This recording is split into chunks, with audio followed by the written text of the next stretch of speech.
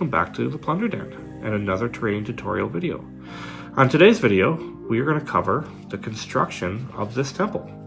So remember in the first video, we kind of went over how to build all the materials for it.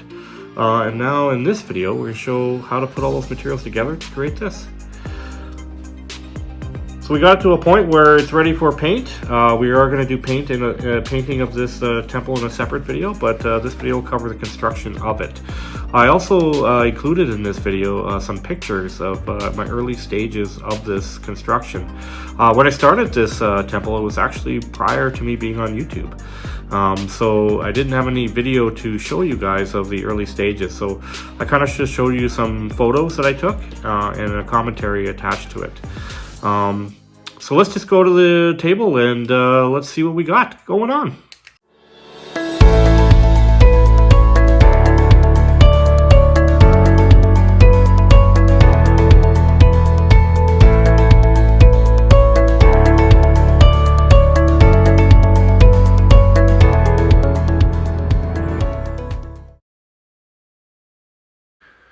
Just wanted to show some early stages of my work here on this project. This is the initial stages of me laying everything out. Just seeing how visually it would look when I like to take pictures of my finished product and kind of seeing how everything looks laid out with some miniatures in it. And also just kind of early stages of my process of texturizing, kind of building the staircase for the temple, and then really moving on to getting to the finer details where we're at right now in the video. So let's move to the video. So this is the first step I did. From the last point I showed you, I just hot glued these jewelry pieces on the three sides. I think I plan on putting in one on the inside as well. Just put these on here first. Then we're gonna look at doing some brickwork, so gluing some bricks on here. I just wanted to get a real good close-up picture of that jewelry. I didn't really do a good job of that in that first video, so I just wanted to make sure that you guys got to see what it was. So really, there's just two pieces here. This is kind of a plastic. It's flat on one side, which is perfect for gluing somewhere. And then this little metal was part of a necklace that I got at Michael's, as I mentioned before, to the jewelry department. But I think to make a great little design on my little temple here. All right, let's move on to the bricks. So this is kind of the glue of choice that I use for gluing my bricks on. That's tacky glue. Again, I purchased this at Michael's, but I think you can get it at Walmart. You get quite a few hobby stores. It's a pretty well recognized brand when it comes to white glue. So I do recommend this. It actually sticks pretty fast, which is a surprise for a white glue. Some of them take a little while and things slip off, but you can glue this on pretty quickly. So what I got going on here, I got all these bricks kind of that I pre-cut, and I'm just kind of picking and choosing some of the ones that are of similar size, and I'm just kind of going along the bottom here, just trying to do the trim first. I plan on doing a row of decorative ones above that, and then I'm going to kind of put like a top, kind of you'll see when I built that part. It's kind of like a ledge above. It's kind of a very distinct design. Again, trying to go again for that Mayan and Aztec feeling to it. Yeah, so just kind of showing you what I'm doing here, and I'll spare you the watching me do this because it'll take some time, but you get the idea. I'm going to plan on going all the way around the whole base, and then at the top I'll probably do a couple layers of similar design. This here probably do a similar one right in here as well. Alright, okay, well I'll spare you me doing this, and I'll check with you on the other side. Okay, so now that I've gotten all the way around, you can see that I've kind of done a brick layer all the way around the base of it. Now I'm going to move into my plate of onions, that's what I call it. But really there's that dollar store foam board that I've cut and put little designs on it. So that's what I want to put on here next. So I'm just going to, and just so you know, I put a blob of glue on a plate here like that, and I kind of just dunk it in like that, and just get a little bit on the bottom. Yeah, sometimes a lot. And I just glue them on. So from here, I'm going to put a ledge on here above it, just so you know that's what's going on next. Right here. So, but this is just going to go all the way around with these decorative bricks next, and then we'll switch to the ledge bricks. Anyways, you get the idea. Again, I will spare you the details of putting all these little bricks on, and I'll take care of this, and we'll see you when I'm done. Okay, so now you can see that I've glued all these little decorative bricks all the way along. Kind of in the corners I used some other regular bricks, and mainly the reason why I did that is just to hide the edges of the foam. You don't want to see that. There's no texture there. It looks like foam. So we kind of just put like a headstone on the end there. And I didn't really care if it was too straight. This is going to be a ruined temple, so it's kind of been sitting there for a while, so the bricks have kind of settled and moved around a little bit. Because I'm making it modular, it's going to make it a little harder. Normally I would have chunks of it where it is falling apart, but I do want to have this module so I can move it around, right? So I'll just add a lot of boss and other things to imply that it's old, and a good way is to let all these bricks be kind of all over the place. They're different sizes, different shapes. They're not in a uniform straight line. They're pretty close. But next is the ledge stones. So these little bricks right here, I'm going to cut them in half, and then I'm just going to glue them right above all the way around.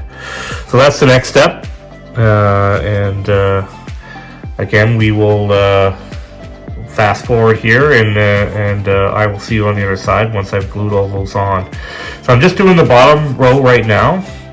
Once I've completed that, I'll probably move to the next level up here, right? So that would be our next stage, is to do the next level. And I'm going to do the same process and do another decorative level.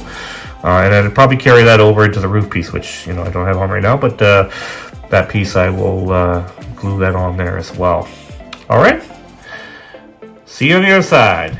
Okay, so now I've done the ledge stone. As you can see, I've done it all the way around. Oh, a piece there.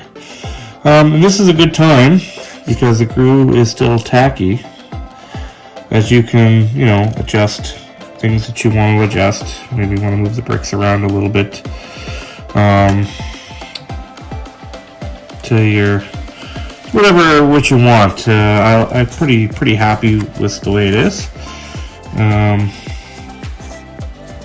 So just showing you around the ledge stone all the way around.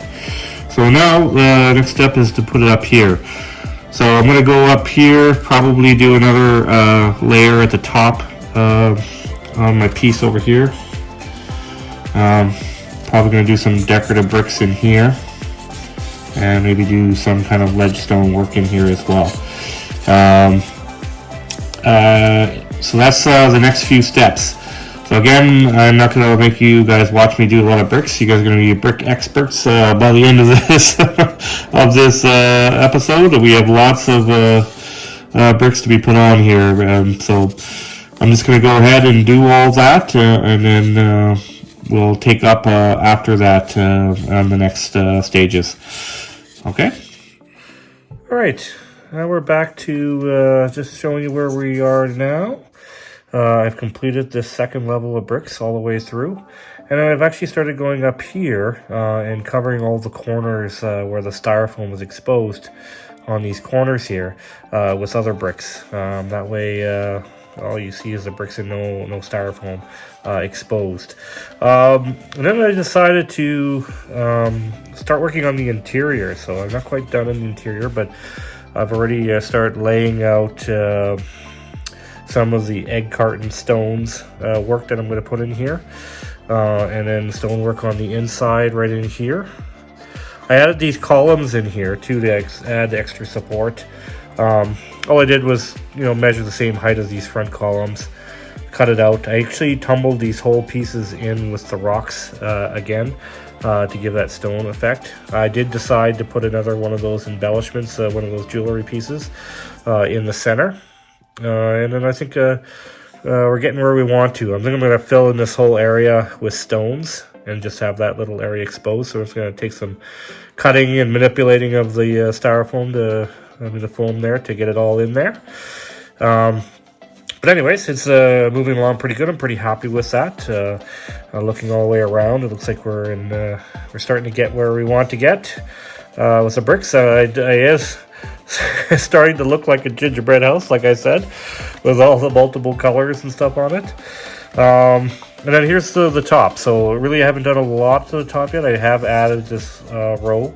I do want to put some more of these stones up top here to fill this out. So some more caps for this, and maybe doing some kind of design in here.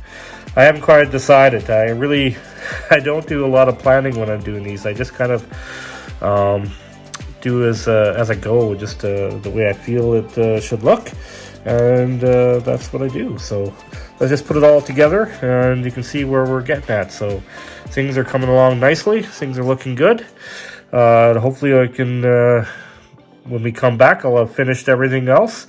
And then, of course, we're going to do the painting of it in a separate video. But I do want to get all the fabrication done in this video. All right, so I will move on to completing the rest of the decorative designs and stuff. And we'll talk about that when I get back. Okay. We're back here, so just kind of show you what I worked on since the last time we were looking at it. So I kind of added a few embellishments on here. So as you can see, add this little, just a rim on here. I did put those capstones there on the top there, ledge stones we were talking about. And of course the decorative bricks that we already did in the last part of the video.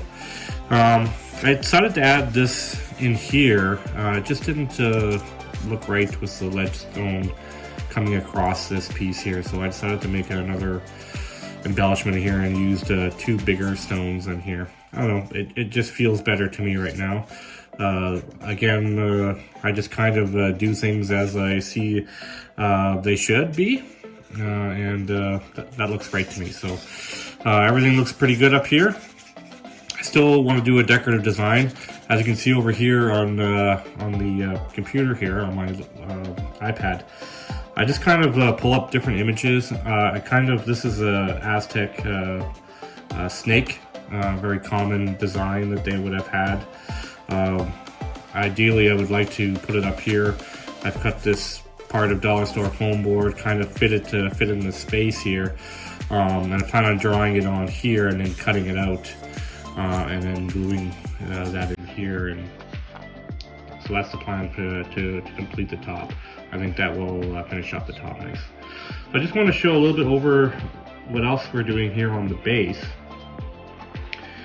before we get to that snake. I did go ahead and finish the brickwork inside. So we were decided to go all the way through there. So we've kind of completed all the bricks, all the stones on here. And I do want to show you another technique that I like to use. As you can see on these staircases, the staircase here, there's lots of open, exposed areas of the foam. So remember, I kind of been using stones to cap it off so you don't see any of those edges.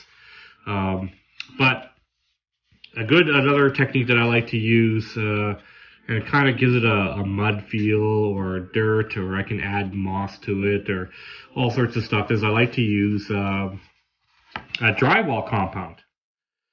So I'm going to show you that technique right now. And I find it very useful to do that. So this is the stuff I use, and I get it at the, as I mentioned, the Home Depot. It says DAP spackle, and it goes on pink. So when you stick it on, it goes on pink. But when it dries, it turns white. So you know when it's good to go. I really like this stuff. I use it for basing my miniatures. I've done it for all my terrain pieces. It hardens. Once you put that craft paint over top, it hardens, and it's excellent for grading like a mud texture, or more than just having a flat board, right? You want to add some texture to these things, especially on this ancient temple here. We really want to add some texture to it because it would have had mud and all sorts of stuff grow on it while it was sitting there. Alright, so I'm going to show you that. This is a pretty messy process, I have to say. And to show you what it looks like, I'll open this lid here. Alright, so there you got it, right here. As you can see, it's nice and pink. It looks like ice cream. It looks, but this stuff is fantastic. So, really, the best way to do this is just get your finger in there and just start going into areas. So, I'm gonna just start working it in these staircases. It's okay if you cover a little bit of these stones. That's fine. Afterwards, I like to. I can sand it, right? So once you're done completing putting it where you want to put it, you can sand it after when it dries, right? So I just wanted to show you what I do here. I'm just really just smearing this on. You know, I'm not being overly careful with it. I'm just kind of filling in all these cracks in here. I don't really want any of this styrofoam edges showing. I rather have it like this with mud and worn on these stairs as it would be over being left in the jungle for many years. Now, of course, my game of Blood and Plunder is probably set quite a bit of distance from when this empire would have been the Mayans and Aztecs and would have been around. But of course, the ruins exist today, right? So they did survive in the jungle, and some of them actually are pretty well intact. But we definitely want to give it that feel of being old. So as you can see, it just kind of filling it all in here. I think I'm going to kind of, normally I would just cut away here, but I think it's important that you guys see what I'm doing here. This is something that's a little different. I know other people have other techniques they like to use. They use other similar materials. I prefer this spackle, this DAP spackle. That's my go-to when it comes to this kind of thing. So I'm gonna get all these stairs here nearly done, and I was kind of thinking maybe I would stick some in here too, just kind of in the back corners of let me see that right in here. I want to put it in there as well, so I'm gonna go ahead and kind of hit those in the corners there. And some mud is accumulated in there over the years, rainstorms in the jungle, and it's kind of carried over into inside the temple interior here. So it just adds another level of texture to your piece, and kind of gives it a real good, realistic feel to it. As you know, there would be soils and dirts and stuff accumulating in this ruined temple. So I'm just gonna hit the stairs again. Just not quite happy. I want to make sure I get all these cracks filled in areas. Kind of, as you can see, I'm kind of like wiping away where I put those lovely little egg cartons, because I still want to imply that the texture of those egg cartons, right? I don't want to totally cover it with this drywall compound here, this spackle.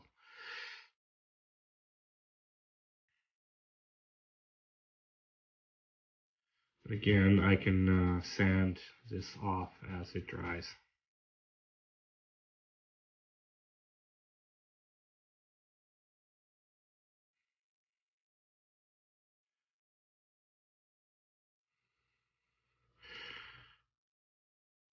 Alright, so you get something like that.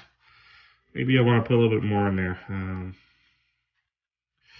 in those inside those edges there. Alright, so you get something like that. So I'm going to let this dry, and it'll turn white. You can see it right now, it's pink, but it'll turn white, and then I'll show you from there what we need to do. We'll do some sanding on there, but I'll probably move on to showing you how to draw out the snake. That's right when we get back, so see you in a bit. Okay, I just wanted to show you guys what I was planning on doing with the snake embellishment. So really, I got kind of one here that I've already pretty well completed, probably the one I'm going to use. But I kind of wanted to show you how I got to this stage. So yeah, I did look online, looked at some Aztec Mayan imagery of snakes. This is kind of a design I settled on. This is dollar store foam board. So essentially, this is what I did. I used my trusty dowel here that we talked about in a previous video, and kind of just drew out the basic outline of what I wanted for my snake shape. Then I just used an X-Acto knife and essentially carved this out to get it to a point like this. And then I would, use sandpaper, and I like to use like a flat piece like this, and then you can get into sharp edges and kind of do my design like that. It doesn't look like much right now, it's white, but you can see that the head of the snake's here, eyes, and the teeth, and just kind of the body. Of course, when I paint it on, it'll look a little different. But then we'll just put it on here, and that's where it'll be glued at the top of this temple here. Okay, so I just wanted to make a note. I kind of mentioned it earlier, but when you're doing this design, whatever space that you're going to put it in, cut that foam board in there and fit it in that space. So at least you know those are your borders. Cut that piece out, and you know that you have to draw the snake in that shape, in that space really, and then it should fit nicely like this one does in this space. So it's designed perfectly to fit in here. All right, so that's it for pretty much for the fabrication. So all we're going to do now is wait for the spackle to dry, and it'll be done. All fabrication will be done, and we can move on to the next video, which I plan on doing a paint tutorial where we're going to paint it. So not only we're going to paint it, we're going to add the other elements to it, the grass and moss, and maybe break it up a little bit and carve it out a little bit to make it look damaged, and really, so we're going to kind of look at that as we paint it, and that's going to be at the next video, and actually my first painting tutorial video. So I look forward to doing that. But when I get back, we'll just show you what the final fabrication looks like, and we'll go from there. Okay guys, I just wanted to show you kind of, it's not quite done yet, but it's pretty close. So I just want to show you exactly what's going on here. So you can see, we talked about that spackle. You can see it's already starting to turn white. Just a few pink areas. Give it a couple hours more. I like to usually wait 24 hours. I'll come back to it the next day and let it completely dry. Then I'll be ready for the paint job, the initial primer, which I use black craft paint, but I'll go over that in the paint tutorial. So then I kind of put my snake embellishment at the top. And as you can see, I decided to damage that other front, column at the front here. We're really gonna have put a lot of detail in that when we get to the painting and the terrain part of it, adding into the moss and the plant life and stuff like that. So it'll be a point of interest. So that's kind of the finished fabrication of the whole temple. A lot of stonework, a lot of different embellishments. Like I said, when the spackle dries up and just give it a bit of a sanding to get rid of some of these edges where it looks like we have spackle over top of the foam. We'll clear that up with some sandpaper.